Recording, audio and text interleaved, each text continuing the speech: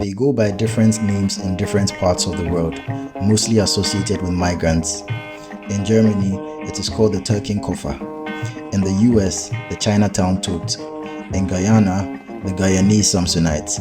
And in other places, simply the refugee bag. But in Africa, it goes mainly by one name: Ghana Must Go. Although the name itself is attached to the bags, the meaning runs much deeper. The bags themselves are cheap and ordinary, made of plastic. They come in blue, red and grey, in big and medium sizes, all checkered in design. Even though they had no specific name at the time, they had always been popular in Lagos markets because they were big, spacious and durable enough for travel.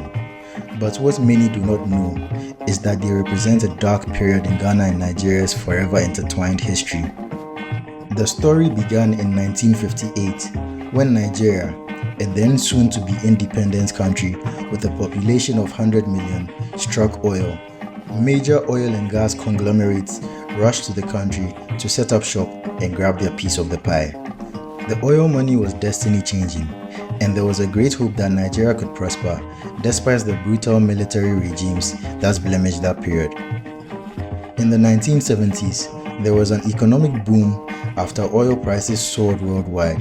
A golden decade was ushered in, and the country became Africa's wealthiest, leading to its informal title, Giant of Africa. The standard of living improved greatly, and there was a huge influx of people into their cities, not just from within Nigeria, but from across the region. The biggest contributor to this mass migration was Nigeria's closest English-speaking neighbor, Ghana. While Nigeria was booming, Ghana was going through the opposite.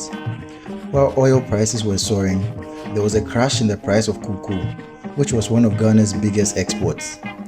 Coupled with a deadly mix of famine and insurgency, the country was practically on its knees, and still, it worsened. In 1966, there was a military coup in the country, which ousted President Kwame Nkrumah. At the time, the country's population stood around 7 million, but a significant percentage of citizens decided to journey east in search of the greener pastures of Nigeria. Millions of Ghanaians moved to Nigeria to take up jobs as teachers, artisans and laborers, the jobs Nigerians themselves were unwilling to do. All was well, and most Ghanaians found the stability they went seeking for in Nigeria. And then it all came crashing down. Global oil prices started to dip in 1982 when large consumer markets such as the USA and Canada fell into recession and demand tumbled. By 1983, the price of a barrel had fallen to $29, down from $37 in 1980. Nigeria's economy, which was almost completely reliant on oil, was hit badly, and it is estimated that about 90% of the country's foreign reserves was wiped out. Food prices skyrocketed, and the cost of living went through the roof. Ghana's nightmare was being replicated in Nigeria. As the situation continued to worsen, Nigeria started to search for scapegoats. As the 1983 general elections approached, politicians started to focus on African migrants in their manifestos. They used inflammatory words like aliens to describe the migrants, especially Ghanaians, and blamed them for their failing economy. According to them, Ghanaians had taken all the jobs and brought crime to Nigeria, and they promised that if elected, they would chase them out of the country. Across Nigeria, the anti-Ghana sentiments grew, and Ghanaian traders were physically harassed at their shops and on the streets. On 17 January 1983, Shehu Shagari, the first democratically elected president of Nigeria, declared the expulsion of an estimated 2 million undocumented migrants living in the country.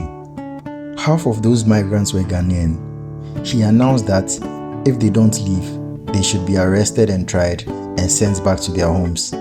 Illegal immigrants, under normal circumstances, should not be given any notice whatsoever. The migrants were given 2 weeks to leave the country or face the risk of jail time. At the time, Ghana was still in a period of instability and under the rule of a military regime that was battling unrest. Most of the Ghanaian migrants in Nigeria were unwilling to return. But after the announcement, hostilities grew as rumors spread that the government had ordered locals to beat up any illegal Ghanaians still in the country by the deadline of 31st January 1983. The Ghanaians had to reluctantly return to their country. Soon, the plastic checkered bags were everywhere, as they were the main choice of luggage for Ghanaians returning to their country, leading to the name Ghana Must Go. The borders were a disaster, packed with millions of desperate people carrying their checkered bags and selling off whatever they couldn't take to make money to pay for fares that had doubled. Many were loaded onto trucks headed for Ghana. Several were killed in stampedes. And they are killing many people. If you don't go, your life is at risk. Whether you like it or not, you should leave.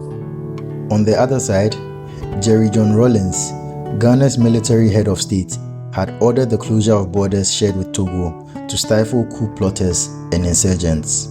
There was no passage for days. In response, Togo closed its border with Benin to avoid a refugee crisis. Cars were gridlocked from Lagos to the Benin-Togo border, with people stuck in scorching heat and without water. Diseases spread. It was quickly becoming a humanitarian crisis.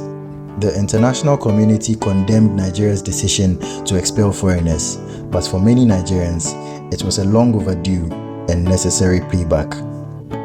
Many years earlier in 1969, then Ghanaian Prime Minister Kofi Buzia invoked the Aliens Compliance Order and deported an estimated 2.5 million undocumented African migrants, the majority of whom were Nigerians. Ghanaians at the time hailed the Expulsion Order, which they regarded as a patriotic move to save jobs for citizens and rid the country of crime. Most Nigerians never forgot. The situation at the borders in 1983 finally eased up when Ghana reopened its borders and sent ships to Benin to reduce the numbers traveling by road.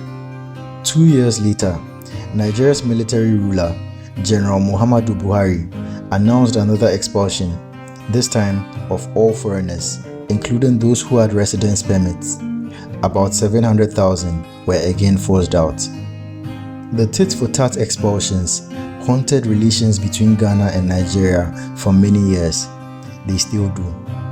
Even though Nigerian music dominates the airwaves in Ghana, Ghanaian actors are household names in Nollywood, and trade between the two countries continues to flourish, Nigeria has never officially apologized to Ghana for 1983 and 1985, and Ghana has never apologized for 1969. The Nigerian anti-foreigner directives happened despite ECOWAS protocols introduced a decade before that allowed for some form of free movement for West Africans in the region, provided that they had the right paperwork. Ghana's expulsion of 1969, on the other hand, was a blatant betrayal of Kwame Nkrumah's much-lauded Pan-Africanism efforts. For the younger generation, the tension is expressed in friendly social media banter and in debates on which country cooks the better jollof rice. They do not remember much about the expulsions, apart from what they have been told, nor do they feel particularly vindictive. Today, many Nigerians have again chosen to travel west to the land of their everlasting frenemies, as their homeland again faces economic turbulence and an infiltration of insurgents. An estimated 2 million Nigerians currently live in Ghana, many engaged in thriving businesses. But the ghosts of Ghana Must Go still linger. Nigerians living and doing business in Ghana have been persistently, continuously molested. Many of them intimidated, harassed, their businesses liquidated, shops closed down. As we speak now, over 400 shops belonging to Nigerians are under lock and key by Ghanaian authorities.